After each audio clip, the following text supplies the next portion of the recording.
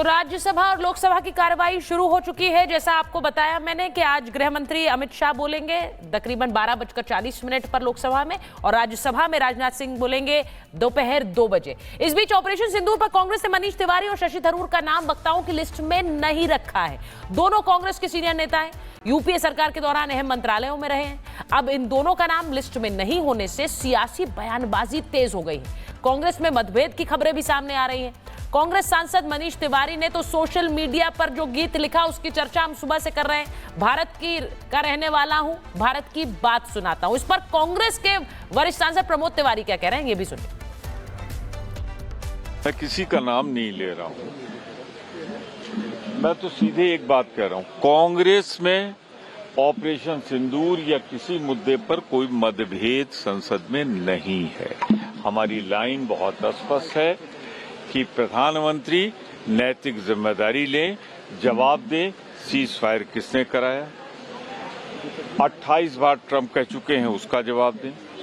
ये आतंकवादी जो आए थे पहलगाम में 26 बहनों के मांग का सिंदूर उजाड़ा, इसके लिए कौन जिम्मेदार है, और जो जिम्मेदार है उसके खिलाफ क्या कार्रवाई प्रधानमंत्री कर रहे हैं। जवाब दें हमें कि जब भारतीय सेना के शौर्य और पराक्रम से हम आगे बढ़ रहे थे तो किन परिस्थितियों में उनके बढ़ते कदम को रोका गया, वरना अगर भारत की सेनाओं का जो हौसला था, आज से बेहतर मौका नहीं था कि जब हम पाक अधिकृत कश्मीर को हिंदुस्तान में शामिल कर लेते। ये हम सब ऑपरेशन डेलीगेशन में थे। ऑपरेशन सिंदूर के तहत हमने हमारी देश की सेना का शौर्य और उसकी वीर गाथा हमने बताई। हमने ये भी बताया किस तरीके से पाकिस्तान पूरी तरीके से आतंकवाद को प्रायोजित ही नहीं संरक्षण भी देता है। अमेरिका में जाकर अमेरिका को याद दिलाया कि उसामा बिन लादेन वहीं पाए गए। मैं खुद वेस्टर्न यूरोप गई थी। उसामा बिन लादेन का जो अलकायदा है उसमें कितना आतंकवाद वेस्टर्न यूरोप में फैला है, जो फंडामेंटलिज्म है, रेडिकलिज्म है, सब वहीं से आया है। तो हाँ, हमने वहां पे जाकर भारत का ही गीत सुनाया था, भारत की ही बात रखी थी। देश में आकर भारत की सरकार से सवाल पूछना भी भारत के हित में ही है, तो शायद वो वही बता रहे हैं। और ऑपरेशन सिंदूर पर सदन में कांग्रेस के रवैये को लेकर बीजेपी सांसद जगदंबिका पाल ने निशाना साधा है, नाराजगी जाहिर की है। ये भी सुन लीजिए। विपक्ष सवाल कर रहा है, उनके तत्कालीन मंत्री रहे हैं चिदंबरम पूछ रहे हैं कि जो पहलगाम में घटना हुई उसमें पाकिस्तान से आए थे आतंकवादियों का सबूत मांग रहे हैं। खुद अपने जमाने में कसाब को जिंदा पकड़ा गया था, कसाब ने कि साबित हुआ कि कसाब उसके साथ कराची से सब पाकिस्तानी आए थे, तब केवल डोजियर दे दिया था। तब उन्होंने कोई न पाकिस्तान सरकार के खिलाफ कार्रवाई किया, न आतंकवादियों के खिलाफ कार्रवाई। ऑपरेशन सिंदूर को लेकर के विपक्ष ने, कांग्रेस पार्टी ने, राहुल गांधी ने पूरा एक वीक सदन चलने नहीं दिया, सदन को बाधित किया। और जब बिजनेस एडवाइजरी कमेटी में या स्पीकर श्री ओम बिरला जी की पहल पे 16 घंटे चर्चा मंजूर हो गई। कल चर्चा शुरू हुई। चर्चा सरकार के लिए कितना गंभीर था कि आपने देखा पूरे चर्चा के दौरान रात को 1 बजे तक खुद भारत के गृहमंत्री श्री अमित शाह जी मौजूद थे, सभी वरिष्ठ मंत्री मौजूद थे। लेकिन इसके बावजूद भी उस चर्चा में भी कांग्रेस पार्टी बेल में आ गई।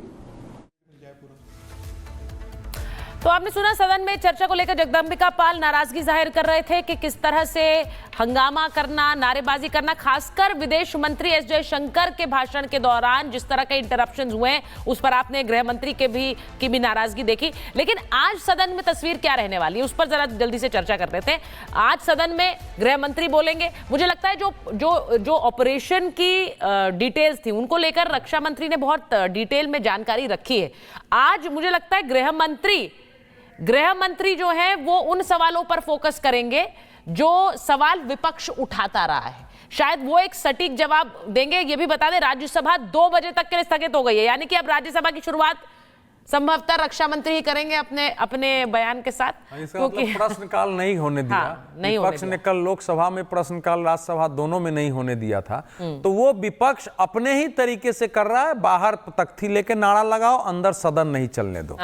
देखिए, गृह मंत्री अमित शाह का जो तरीका हमने देखा है कि एक तो संसद में कितनी भी उत्तेजना हो, उग्रता हो, कितना अटैक हो, उसमें अगर उनको उनके चेहरे पर कभी उत्तेजना दिखती है तो भाषा के स्तर पर कभी असंयमित नहीं होते हैं। संसद के अंदर सबका नाम जी लेकर और उस ढंग से बोलना, तो उनका जो आज का भाषण होगा वो पिछले समय से जो विपक्ष हमले करता रहा है और जो दो कल की और उस समय तक की चर्चा में लोग बोल रहे होंगे, उनमें नाम लेकर के वो उत्तर देंगे कि आपने ये कहा है, उसके बारे में ये है, वो नाम लेके उत्तर देंगे। जो तथ्यहीन होगा उसको तथ्यहीन बताएंगे और उसके सामने उसके तथ्य रखेंगे। और साथ ही साथ जो हंगामा होगा, तो जो उनका तरीका है कि attack is the best defence, कि किसी को हंगामा करने के मौके से अच्छा है कि ऐसी स्थिति में लाओ कि सामने वाला रक्षात्मक हो।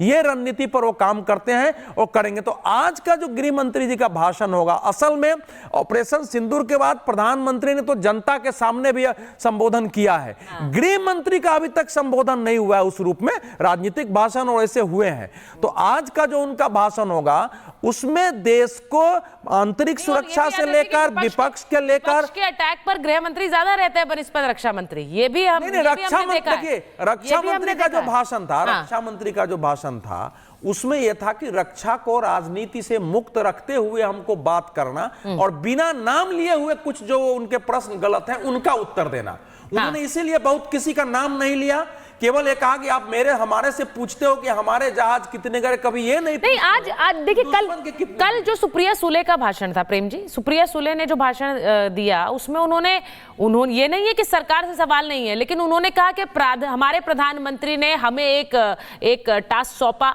और उन्होंने हमें देश हित में बात रखने के लिए एक टास्क दिया, हम लोग सब गए। और ये उन्होंने कहा ये एक सशक्त लोकतंत्र की खूबी है कि आप और प्रधानमंत्री जी ने ये फैसला लिया कि सब दलों के नेता जाएंगे।